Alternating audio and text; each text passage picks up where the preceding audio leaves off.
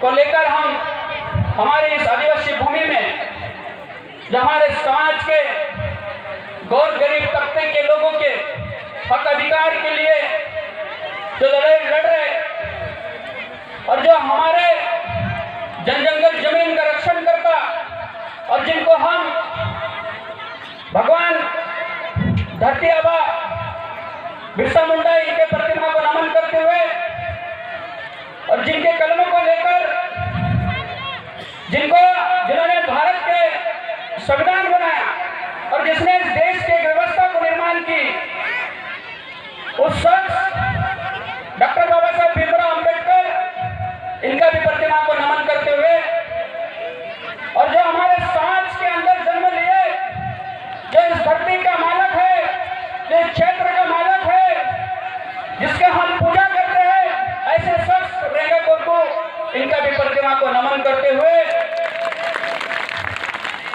और इस कार्यक्रम को आयोजन करने के लिए जो हमारे युवा साथी और वरिष्ठ पदाधिकारियों ने जो राज्य नीति की और एक ऐतिहासिक कार्यक्रम को एक नाम दिया जिसका नाम है पटेल महापंचायत, ऐसे क्रांतिकारियों को भी उनके चरणों में अपने शब्दों से माथा टेक के उनको भी जय सेवा, जय आदिवासी, जय रेगा को कहना चाहता हूं, क्योंकि ये शुरुआत मेरे साथी आप लोगों ने जो इस भूमि में की है, आज हम इस मंच पे बोल रहे होंगे और इस क्रांतिकारी करने वाले और इस क्रांतिकारी को सोच को पैदा करने वाले यहाँ पे मंच के नीचे बैठे हुए मेरे समस्त साथी है। आज इसी के बदौलत, आप तमाम लोगों के बदौलत आज हमारे समाज एक जगह आ रहे और लड़ रहे। मेरे भाई, आप लोगों ने जो काम किया है, आप लोगों ने जो काम की शुरुआत की है, ये हम सब लोगों के लिए प्रेरणादायक है और हम बताना चाहते हैं कि इस शुरुआत जो आज की है, इस लड़ाई को हमें समझना पड़ेगा।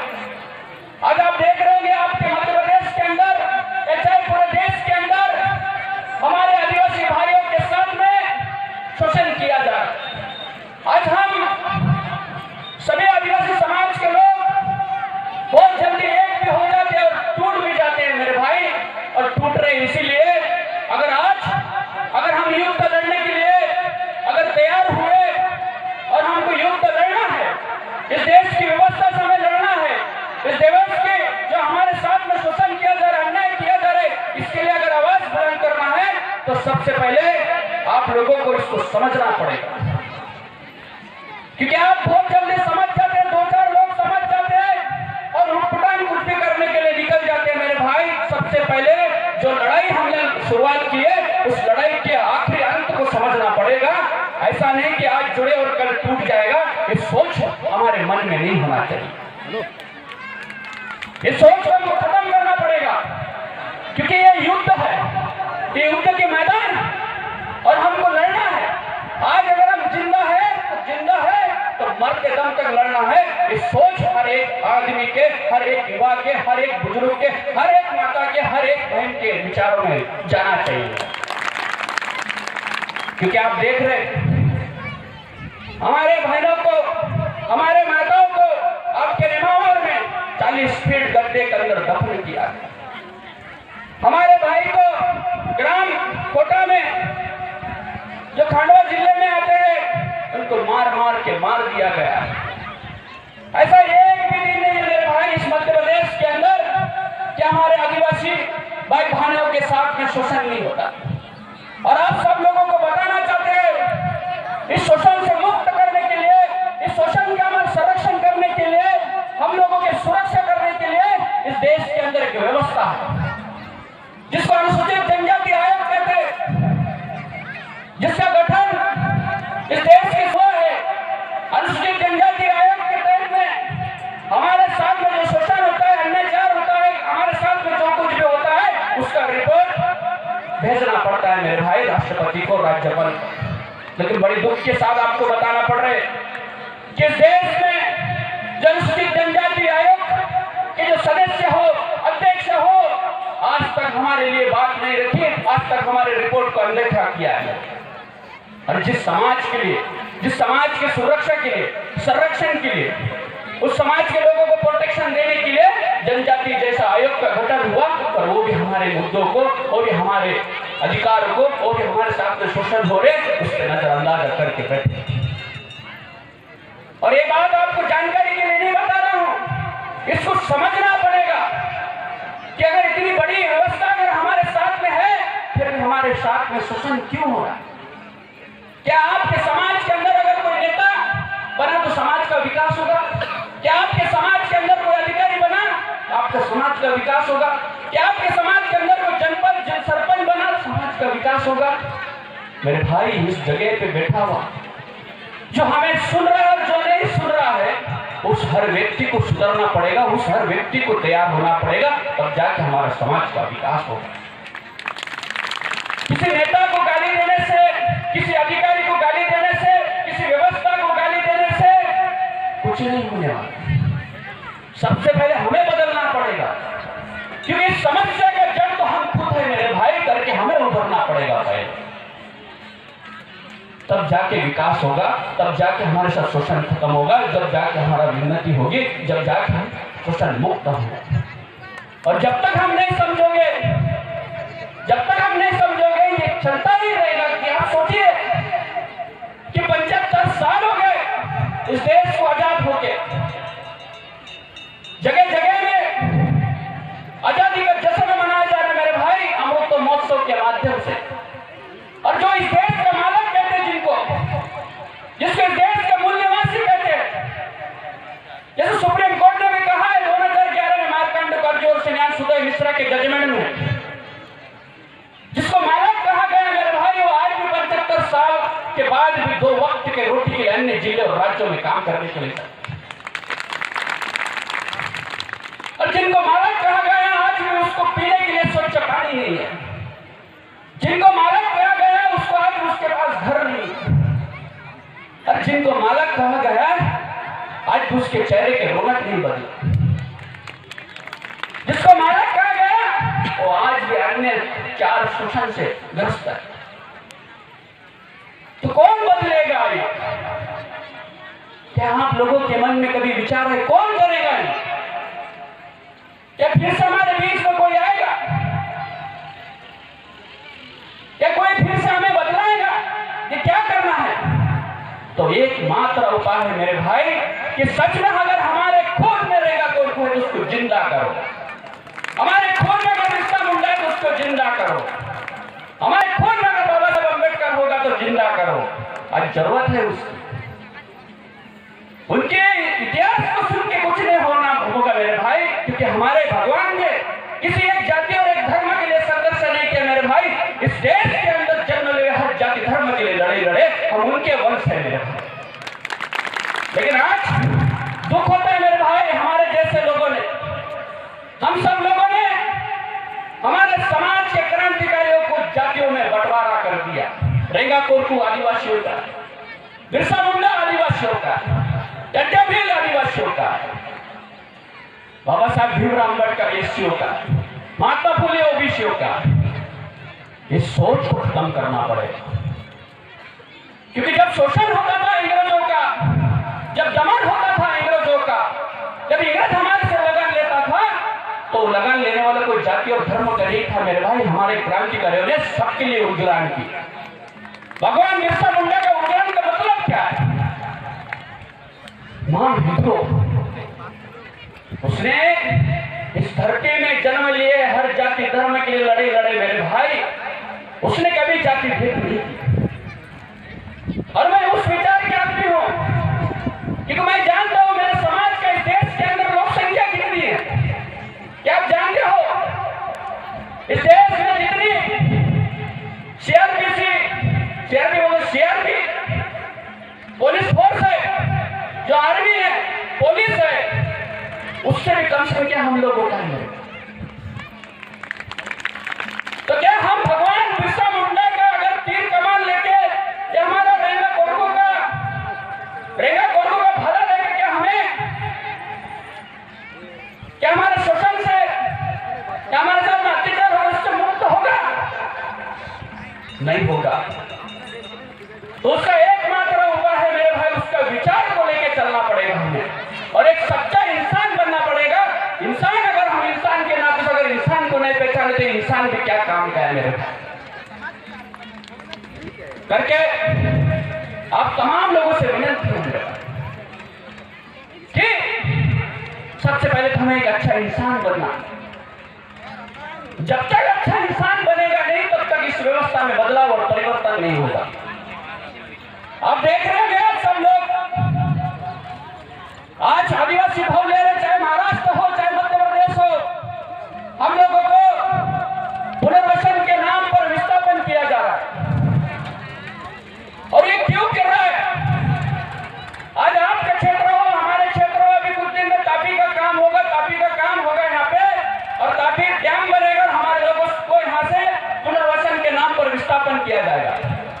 और हम लोग भी जो 10 लाख और 15 लाख का जो पैकेज मिलता है वो पैसा लेके अन्य जगहों में निकल जाते हैं। पुनर्वसन का मतलब मालूम है क्या आप लोगों को? पुनर्वसन का मतलब मालूम है क्या? पुनर्वसन और विस्थापन ये दो चीजें अलग अलग है मेरे भाई। पुनर्वसन का मतलब अगर गढ़तलाई गांव का बसावट अगर ऐसा होगा तो उसी गांव का निर्माण दूसरे जगह में करना पड़ता। अगर गढ़तलाई के हमारे कोरकू लोग, हमारे गोंड लोग, हमारे भील लोग अगर खेड़ा मुठवा का पूजा करता होगा, किसी झाड़ का पूजा करता होगा, किसी नदी का पूजा करता होगा, किसी पत्थर का पूजा करता होगा, तो उसका भी पुनर्वसन होना चाहिए। ये पुनर्वसन है। अगर इस भूमि में हमारे पूर्वजों अगर दफन हुए होंगे तो उनका भी पुनर्वसन होना चाहिए। ये पुनर्वसन की बात है।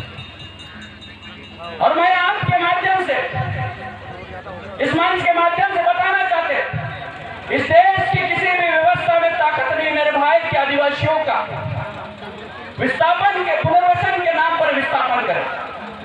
इस देश के राज्यपाल का औकात नहीं है, राष्ट्रपति का औकात नहीं है, पंतप्रधान का औकात नहीं है, किसी कलेक्टर का नहीं, किसी कमिश्नर का।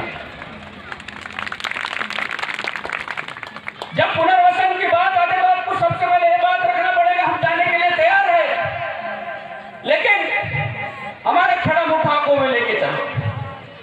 हमारा जो भगवान है जिसको हम पत्थर को भगवान मानते, पत्थर को भी लेके चलो। हमारा जो झाड़ है तो झाड़ को भी लेके चलो। हमारा जो नदी है जिसका हम पूजा करते हैं उसको भी लेके चलो। हमारा पूर्वज अगर हजारों सालों से भूमि में दफन है उसको भी लेके चलो। और ये क्यों बता रहे हैं, ये क्यों जानकारी दे रहा हूं? क्योंकि जिनको हम हमारे यहाँ के क्षेत्र में जिनको भगवान मानते, जिनकी पूजा करते हैं, जो नदी का पूजा करते हैं, जो जंगल का पूजा करते हैं, जो झाड़ का पूजा करते हैं मेरे भाई, वही हमारी संस्कृति है, वही हमारी पहचान है, वही हमारे रीति रिवाज है।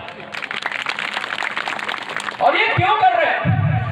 जो आज हम गांव गली में 5वीं अनुसूची का डोंडा लेके घूम रहे हैं, जो हम पैसा का अधिकार को लेकर जो गांव गली में जनजागृति कर रहे हैं मेरे भाई, इस संरक्षण कवच को खत्म करने के लिए एक साजिश चल रही है।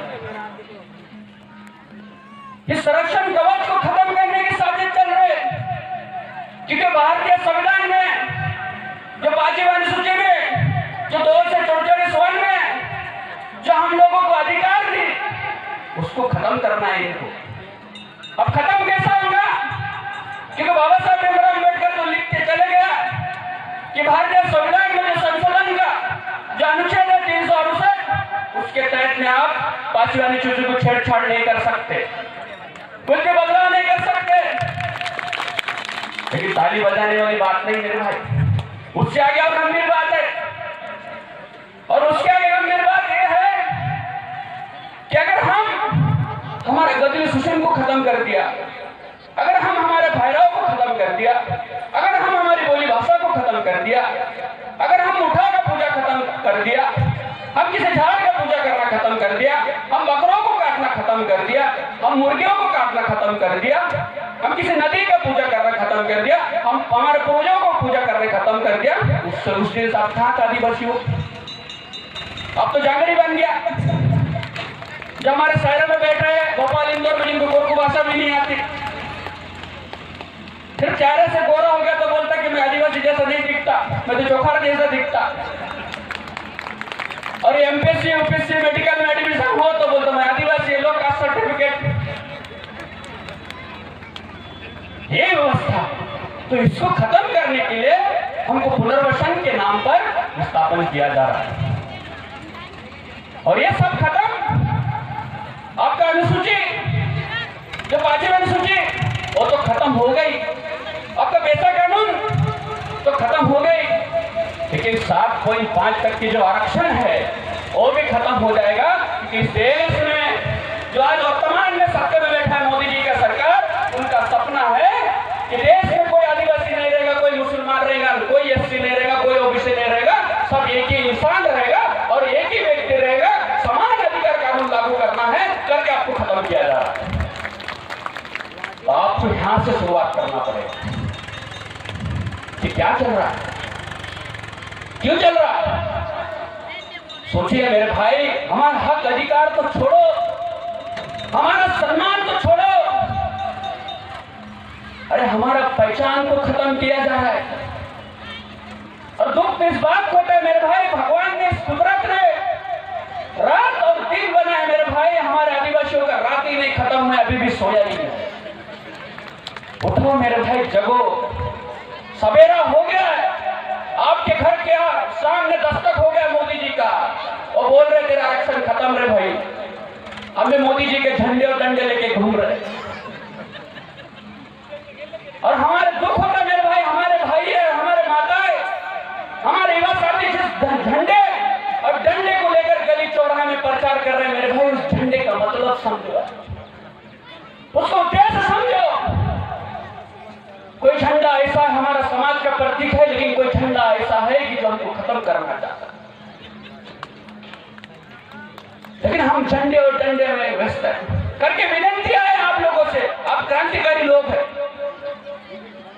अब लड़ाकू कौन है, आपसे दरखास्त करना है इस भूमि में हम, जब हमको लड़ना है, लेकिन हमको गोफन और धनुष कमान लेके नहीं लड़ना है मेरे भाई, हमको इनके विचारों से लड़ना है। और उनके विचारों को खत्म, इनके विचारों से हम इनको खत्म करेंगे, क्योंकि हम इस देश के सच्चा क्रांतिकारियों का वंश है।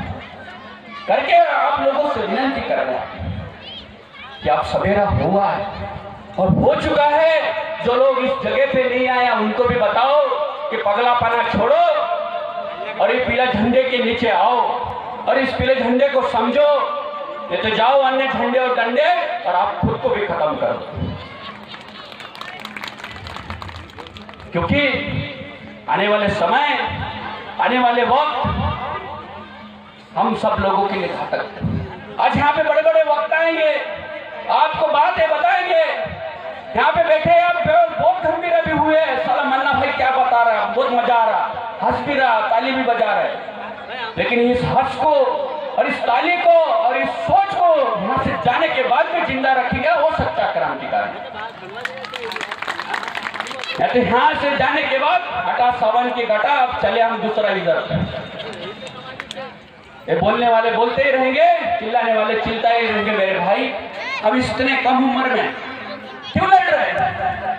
हम पढ़े हैं, हम लिखे, हम भारतीय संविधान को जानते हैं, हम भारतीय संविधान को समझे, उसके करके हम चाहते हैं कि हमारे पास जो है वो आप लोगों के बीच में रखें, आप लोगों को उस बात को समझाए, वो विचार आए। आज आप देख रहे होंगे, हमने सोचा कि कई हजारों के तादाद में हमारा समाज आगे होंगे, फिर भी हमारी संख्या कम है। कब हम एकजुट होगा? और हमको 75 साल लगेंगे क्या एक होने के लिए? 75 साल के बाद आप और हम रहेंगे कि नहीं रहेंगे इसके भी गारंटी नहीं मेरे भाई। हमको आरक्षण नहीं चाहिए मेरे भाई, हमको अधिकार चाहिए, सम्मान चाहिए। इसकी लड़ाई लड़ना पड़ेगा। इसके लिए एक जगह आओ, इसके लिए एक जगह विचार मंथन करो। आज हम अनुच्छेद 13 का की बात करें। कैसा 13 का सक्षम होगा? क्या यहाँ पे बैठा हुआ आदमी समझ गया तो होगा सक्षम? क्या यहाँ पे बैठा हुआ आदमी को समझ गया तो होगा सक्षम? क्या यहाँ पे माताओं को समझ गया था यहाँ पे होगा हम सक्षम? नहीं। उसके लिए उस 13(3) अनुच्छेद का कुछ सक्षम करने के लिए हमें गांव-गांव सिपाही बनाना पड़ेगा। गांव-गांव में एक आदमी को बनाना पड़ेगा। और जिस दिन सब व्यक्ति को समझेगा, तो जब तक हमारा समाज का कोई भी बड़ा आदमी जब हमें उलगनान का आवाज देगा तो ये समाज हजारों के तादाद में, लाखों के तादाद में पहुंचना चाहिए। ये व्यवस्था बनाना पड़ेगा। आज आप देखते होंगे, आप सब लोग देख रहे कि हर समाज का, चाहे मध्य प्रदेश हो, चाहे महाराष्ट्र हो, देश के अंदर हो, हर समाज का सामाजिक और राजकीय ताकत है। लेकिन हम लोगों में ना सामाजिक ताकत है, ना राजकीय ताकत है। और सामाजिक ताकत से ही राजकीय ताकत को उत्पन्न होगा मेरे भाई। राजकीय ताकत से सामाजिक ताकत की निर्मित नहीं होगी। आज आप देख रहे कि अगर कार्यक्रम होता होगा या समाज की किसी रैली होती होंगी या समाज के अंदर किसी के साथ शोषण होता होगा तो हमारे समाज के लोग हजारों की तादाद में लोग आते हैं और आंदोलन करते हैं, मोर्चा करते हैं, रैलियां करते हैं। लेकिन जिस दिन एक दिन आता है उस समय कि सैमन इस देश के अंदर, इस गांव के अंदर, इस क्षेत्र के अंदर जिंदा है कि मरे है, ये साबित करने का दिन आता है, उस दिन हम मरे हुए नजर आता है मेरे भाई। ये सच्चाई है। हमको लोकतंत्र व्यवस्था को मजबूत करना है तो जो एक दिन हमको वोट का अधिकार देता है उस व्यवस्था को आपको समझना पड़ेगा और वो दिन आपको सिद्ध करना पड़ेगा कि आपके खून में बिरसा मुंडा का खून है क्या। उस दिन आपको सिद्ध करना पड़ेगा कि सैना आपके खून में रेगा गोरकू का खून है क्या। सैना आपको सिद्ध करना पड़ेगा कि सैना स्वाभिमानी व्यक्ति है क्या। लेकिन उस दिन हम दारू और चिकन मटन में खत्म हो जाते हैं क्योंकि हमारा सपना तो यही है कि दारू दो, चिकन दो, मटन दो। और हमारे माताएं का सपना यही है कि हमको साड़ी होना। और जब हमारे समाज में किसी महिला के जब शादी होता है, जब उसको बाजार लेके जाता है कि साड़ी लेने के लिए, तो 5,000 के नीचे का साड़ी नहीं लेता और उससे कम अगर लिया तो शादी टूट जाता है। और जब चुनाव वाले आते तो 50-50 रुपए की साड़ी हम लाइन में लग जाते हैं। हमारे समाज, जब समाज का बेटा, समाज का भाई आपको 2-3 हजार रुपए का साड़ी दे रहा तो उसमें शादी तोड़ रहा। और जो नेता आपको बेचने का काम कर रहे, आपके संविधान को खत्म करने के काम कर रहे, जो आपके अस्तित्व को खत्म करने की बात कर रहे, उसका 50 रुपए की साड़ी में मत मार रहे। ये सोच बदलना पड़ेगा। आपको बोलना पड़ेगा नेताओं को, हमें ना किसी का कपड़ा चाहिए ना किसी का साड़ी चाहिए, हो सके तो हमसे लो और हमारा कपड़ा पहन के आप विधानसभा में, लोकसभा में हमारी बात रखें। ये पैदा करना पड़ेगा। किसी से कुछ मत लो। अरे हम इनके वंश है, इनको विचार करके तो विचार करो।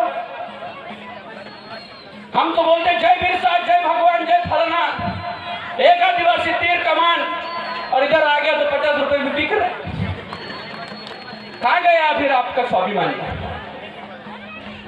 कहाँ गया आपका अस्तित्व? कहाँ गया आपका पहचान?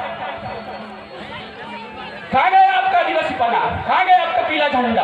कहाँ गया आपका डंडा? आपका डंडा, पीला डंडा, आपका स्वाभिमान 50 रुपए में बेच दिया। ये सोच पैदा कर रहे हैं। इस सोच से ऊपर उठ के सोचो मेरे भाई। इस सोच के ऊपर उठकर एक बेहतर समाज व्यवस्था का निर्माण करने के लिए आप लोगों को काम करना पड़ेगा।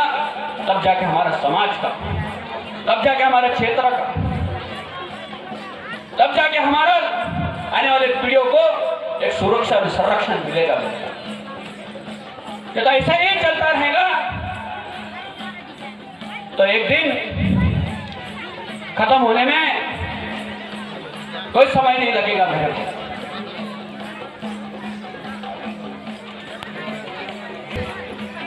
आप तमाम क्रांतिकारियों से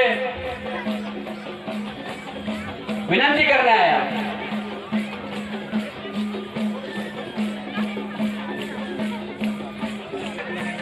आज हमारे कार्यक्रम एक समाज व्यवस्था के को मजबूत करने के लिए हमने पटेल महापंचायत रखी। तो क्या पटेल महापंचायत के माध्यम से हम क्या संकल्प करोगे? यहाँ पे हमारे बुजुर्ग बैठे हैं, यहाँ पे हमारे माताएं बैठे हैं। आप लोगों से विनती है कि अभी दुष्काल में हमारी एक शादियां होंगी हमारे समाज में, तो क्या हमारे जो नवा जोड़पाओं को मजबूत करने के लिए, उन शादी के बंधन को मजबूत करने के लिए यहाँ पे जो बुजुर्ग बैठे हैं उनसे विनती है कि आप सब लोग देख रहे हैं कि हमारे समाज में धूमधाम से शादी भी हो जाता है और धूमधाम से टूट भी जाता है। हमारी बेटी जब घर से विदा होते हैं तो 100 के ऊपर के साड़ी लेके जाते हैं, तो जब घर से लौट के आता है वहां से झगड़ा होके तो एक साड़ी में आता है। तो क्या इस व्यवस्था को बदलने के लिए आप लोगों ने क्या विचार किया, क्या मंथन किया है, क्या विचार करना चाहिए? तो आपको बताना चाहते हैं, आपसे विनती है कि जब हमारे समाज में शादी होती है तो उनको बोलो कि अरमाली,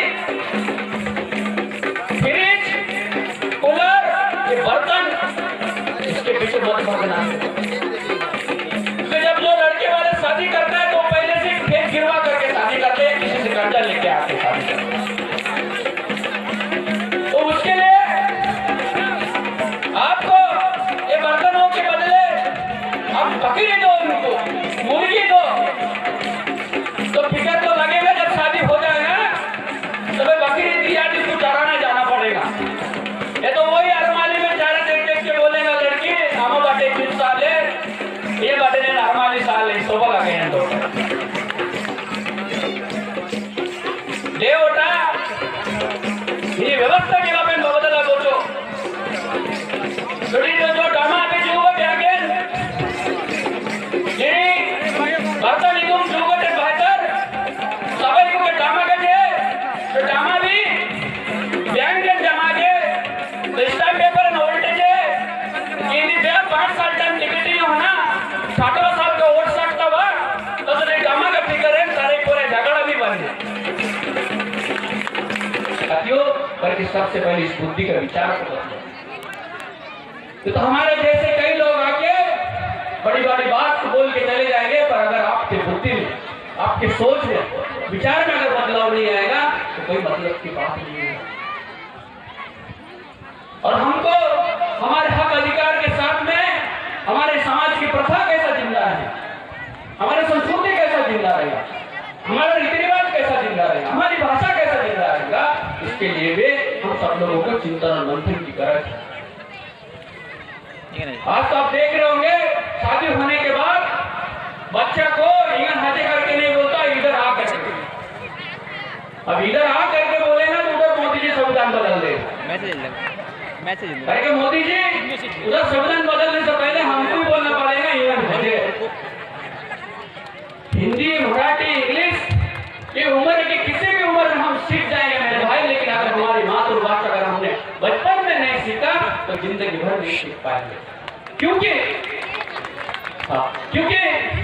हमारी मातृभाषा जो हमारी भाषा है वो लिखित नहीं है मेरे भाई। हमारी भाषा एक दूसरे के कानों से सुन के हम वो सीख सकते हैं मेरे भाई, करके हमारी भाषा को जिंदा रखना है, हमें हमारे विचार को जिंदा रखना है। हमारे बीच में दूर दराज से वक्ता है, अब उनके भी आप थोड़ा सुन लीजिए, हमारा सुन लिए। इतना ही बोल के अपने 2 शब्दों में यहाँ विराम देता हूँ। जय हिंद, जय रेगा कोरकू, जय बिरसा मुंडा, जय चंटे भील, जय